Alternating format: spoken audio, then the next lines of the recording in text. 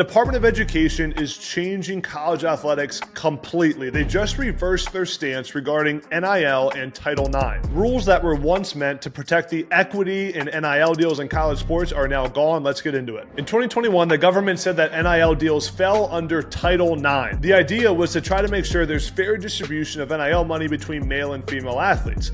But now under the new administration, that is gone. So what does it mean for college sports? Many schools will continue to distribute the majority of their NIL money to athletes in revenue-generating sports. That means football, men's basketball, sports like that, leaving a smaller portion for other sports, including women's sports. Look at Ohio State and Texas, for example. They each just spent upwards of $20 million on their football rosters. And with the NCAA and Power 5 conferences allowing schools to share up to $20.5 million in direct payments to players, there's no ruling saying they have to share that equally amongst student athletes. Before I get into the impact this will have, get a quick $50 bonus on Prize Picks. Link in my bio is B. On Prize Picks, you're picking players instead of teams, so you can make a bunch of money with that free $50. So the funding gap between men's and women's athletics at FBS schools increased from $12.7 million in 2009 to $25.6 million gap in 2019. There was a $35 million funding gap between the NCAA women's and men's basketball tournaments in 2019. And women's athletics received 40% or less of college athletics funding, according to an NCAA study. The original NIL Title IX guidance was supposed to narrow that gap between men's and women's sports, but this new ruling removes a potential check on the growing financial divide between men's and women's athletics and college sports. Now, a lot of people say this makes sense. The sports that drive the most revenue should get the most NIL money. Some say it should be equal between men and women. Let me know in the comments what you guys think.